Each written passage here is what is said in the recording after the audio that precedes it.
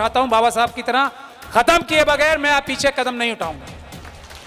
ये 80,000 बुद्ध विहार आजाद कराना हम लोगों की प्रथम जिम्मेदारी है। इसको हमें ताकत से आगे बढ़ाना पड़ेगा। हमारी संख्या, हमारा मनोबल तभी बढ़ेगा जब हम लक्ष्य रखें, मजबूत लक्ष्य, साफ लक्ष्य।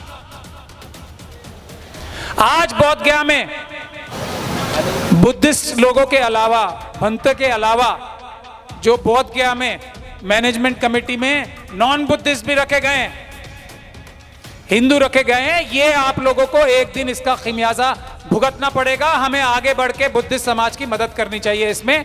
और वो वक्फ अमेंडमेंट एक्ट आ गया है बिल, आगे की रो में वही लोग बैठे हैं जिनको मैं बैठा रहा हूं, मंच पर भी वही आए। आदरणीय महमूद प्राचा साहब अपनी बात रखें झांसी की धरती पर। धन्यवाद। कुर्सी मेरी उठा ली, बैठा लो, बैठा लो। 9वें राष्ट्रीय बौद्ध महासम्मेलन में आए हुए भंते सुमित रत्न जी ने सही टर्मिनोलॉजी इस्तेमाल करना शुरू की है। राजा महाराजाओं,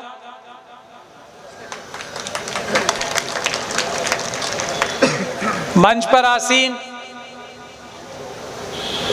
राजा महाराजाओं के सभी सेवक, सभी को जय भीम।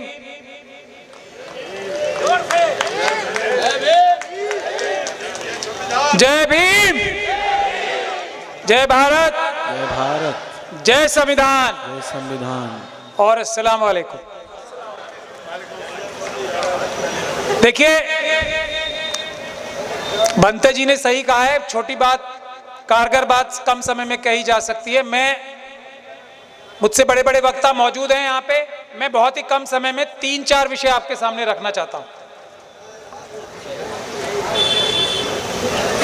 पहला विषय है कि यदि ईमानदारी से किसी बात को मनवाने की कोशिश की जाए, बहादुरी और ईमानदारी से, तो बाबा साहब डॉक्टर भीमराव अंबेडकर के बनाए हुए संविधान में इतनी ताकत है कि बड़ी से बड़ी मनुवादी सरकार भी झुकती है। अभी कुछ एक हफ्ता पहले इस सरकार ने बाबा साहब डॉक्टर भीमराव अंबेडकर के संविधान पे सबसे बड़े हमलों में से एक हमला और किया था। जो एडवोकेट्स अमेंडमेंट बिल है, जो वो लाने की चेष्टा की थी, और ये सोच के लाने की चेष्टा की थी कि बार काउंसिल ऑफ इंडिया के जो चेयरमैन हैं उनको हमने भारतीय जनता पार्टी का राज्यसभा का मेंबर बना दिया है, तो शायद अब हम वकीलों पे और वकीलों के माध्यम से अदालतों पे और अदालतों के माध्यम से बाबा साहब डॉक्टर भीमराव अंबेडकर के संविधान पे कब्जा कर लेंगे। मगर वकीलों ने मात्र 4-5 दिन में यह चमत्कार करके दिखा दिया कि वो बिल पेश करने की बात तो दूर है, उसको जो भारत सरकार है, मोदी जी हैं, अमित शाह जी हैं, विड्रॉ करने पे मजबूर हो गए। कल ही वो विड्रॉ हो गए। तो ये बात मैं आपको क्यों बता रहा हूं? ये बात मैं इसलिए बता रहा हूं कि SC, ST, OBC और माइनॉरिटीज के लोग इस देश में 90% के आसपास हैं। अगर हम ईमानदारी से, बहादुरी से बाबा साहब डॉक्टर भीमराव अंबेडकर के संविधान के ऊपर चल के कोई भी चीज प्राप्त करना चाहेंगे तो वो बहुत आसान है, उसमें 4-5 दिन का ही टाइम लगना।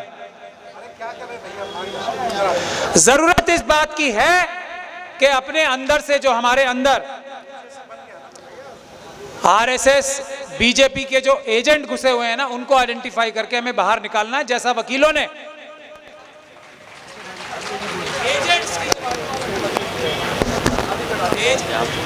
ऐसा ही होता है। बोले सर, जो RSS और BJP के एजेंट थे, वकील समाज के अंदर उनको साइडलाइन कर दिया। 5 दिन में सफलता प्राप्त हो गई। ये बात मैं आपको बताने आया हूं। अब मुद्दे की बात पे आ जाते हैं। एक बोध गया टेम्पल एक्ट है 1949 का। पूरे देश में जो प्लेसेस ऑफ वर्शिप एक्ट है ना, उसके बारे में भी बहुत आप लोग सब देख सुन रहे होंगे। सुप्रीम कोर्ट में पिटीशन दायर की हुई। और मैं सभी हमारे सम्मानीय मंचासीन लोगों से गुजारिश भी ये कर रहा हूं, माफी भी मांग रहा हूं कि मैंने सबके नाम नहीं लिए, क्योंकि समय मैं बचाना चाहता हूं।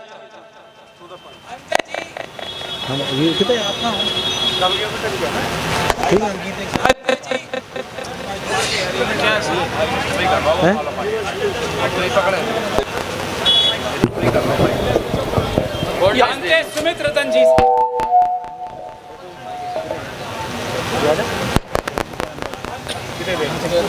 हेलो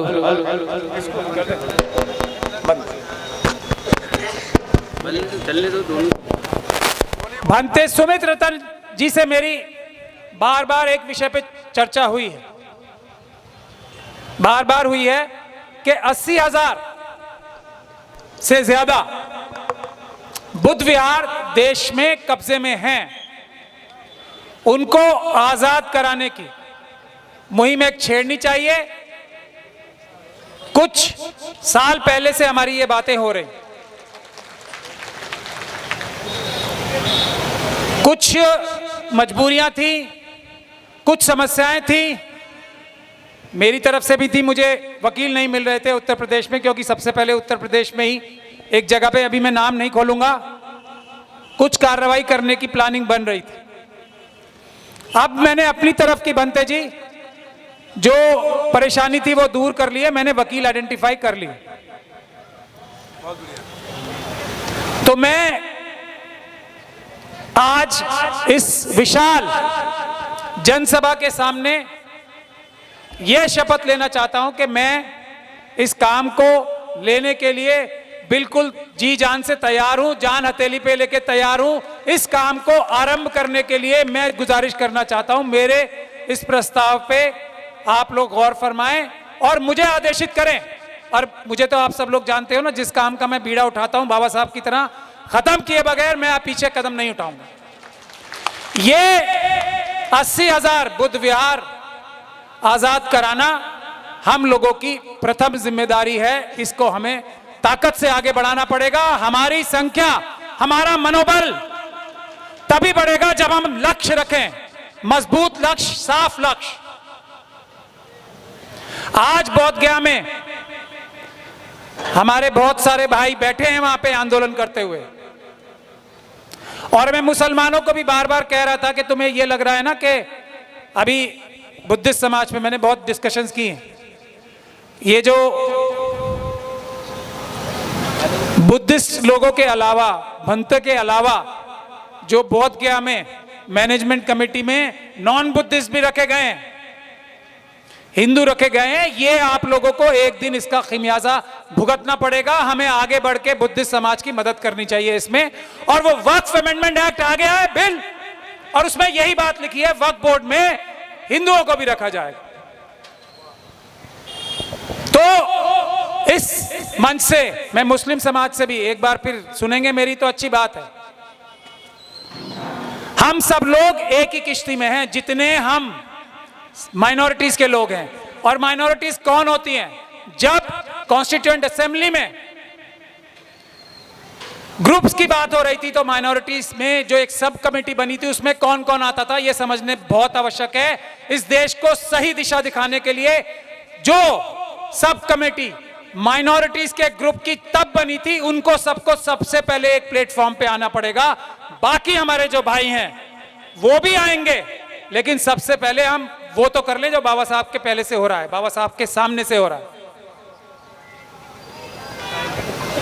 एससी थे माइनॉरिटी सब कमीशन कमेटी में, एसटी थे, मुस्लिम थे, क्रिश्चियंस थे, बौद्ध थे, पारसी थे, सिख थे, एंग्लो इंडियन भी थे। ये है जो शुरुआत करने के लिए हम लोग सबसे ज्यादा प्रताड़ित हैं। ये बहुत महत्वपूर्ण बात है। तो हमें आज भी ये ग्रुप जो है देश में 46% है, आज भी 46%। और हमें सबको एक चीज क्या बांधती है कि हमारी प्रताड़ना सबसे ज्यादा हो रही है, ओबीसी समाज की हो रही है, लेकिन उनका बड़े ध्यान से इंजेक्शन से, मोटे वाले इंजेक्शन से खून निकाल रहे हैं ताकि दर्द कम हो।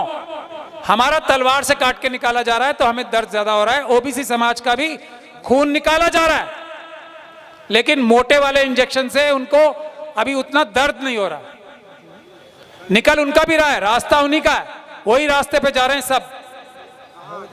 मनुवादी मानसिकता जो चाहती है हम सबसे, उसी रास्ते पे सब जा रहे हैं। तो मेरा नम्र निवेदन यह है कि हमें सबको मिलके एक बड़ा आंदोलन, कानूनी कार्रवाई जिसमें 20% होती है, 80% में बार बार इस बात को कहता हूं, अदालतों पे हमें विश्वास करना चाहिए, बड़ी अच्छी बात है, लेकिन 20% अगर न्याय लेना है तो 80% सड़कों पे होगा, 20% अदालतों पे होगा।